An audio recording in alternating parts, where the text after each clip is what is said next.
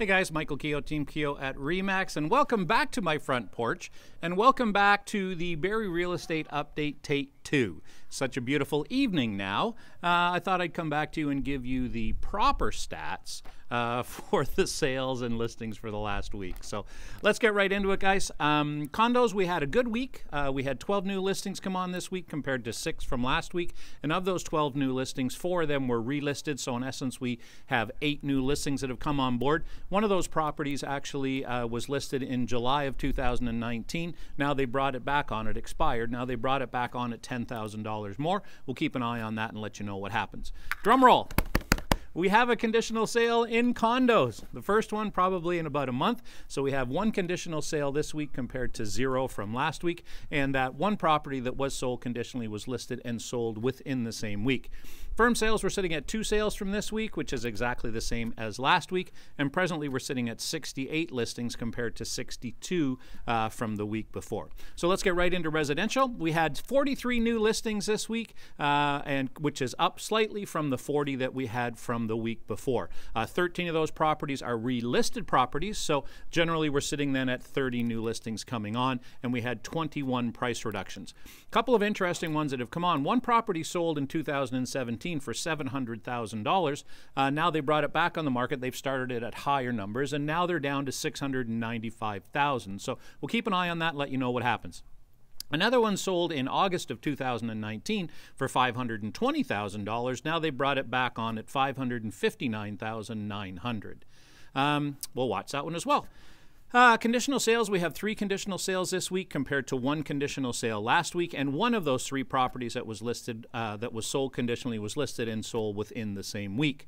Slight increase in the firm sales. We have 20 firm sales this week compared to 16 from last week, and presently we're sitting at 248 listings, which is down 1 listing from last week at 249. Now, with those 20 firm sales, 2 of those properties were listed and sold within the same week, and one of them actually, it sold, even though it was listed and sold within the same week, sold for $13,500 below list price. Kind of interesting, and I think it sold in about 4 days.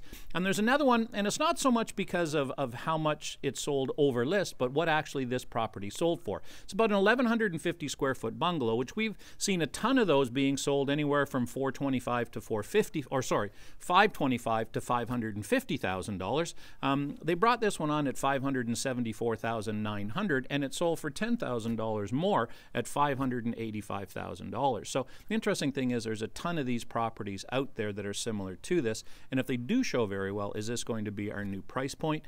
Who knows? We'll keep an eye on that and let you know with that as well.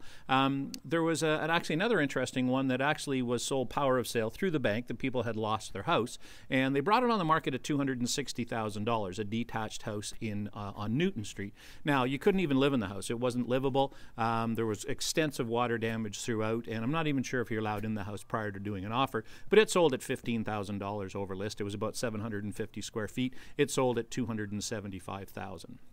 So the one we were going to take a look at last week, I don't know if you remember, there was a semi on Wild Place that the people paid $345,000 for in November of 2019. Then they now have taken and made it into a registered second suite, a legal duplex in the city of Barrie, and have brought it on at $499,900. The interesting thing with that is they have a conditional offer on it until Friday. So it'll be good to see what that number was. Be interesting to know roughly how much money they would have made on that, buying it at $345,000 and listing it and selling it at $499,000.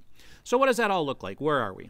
Well, I know from our experience, we've experienced more showings. We've sold actually a few properties in the past week, and one of them actually was in multiple offers. So are people becoming more comfortable with the procedures going through looking at houses with, in the period that we're in the COVID-19?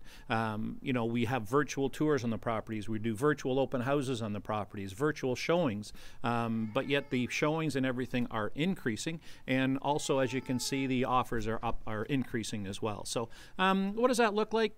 Not really sure yet. I think it's too small a window. The other interesting thing that's the other side of this, or the balancing act with this, is that interest rates are so low, and you've got people out there that have pre-approvals that have to be purchased by a certain date. Is that driving part of it as well? Well, we're almost at the end of April. We'll have a new video coming out the end of this week or the start of next week, and what it's going to do is it's going to give you a summary of April 2020 compared to last year and then year to date. So give us a better understanding of what's going on. Again, if you need any help with anything, guys, you need anything picked up, groceries, prescriptions, anything, please feel free to reach out, call, text, or email us. And be safe out there. Wash your hands.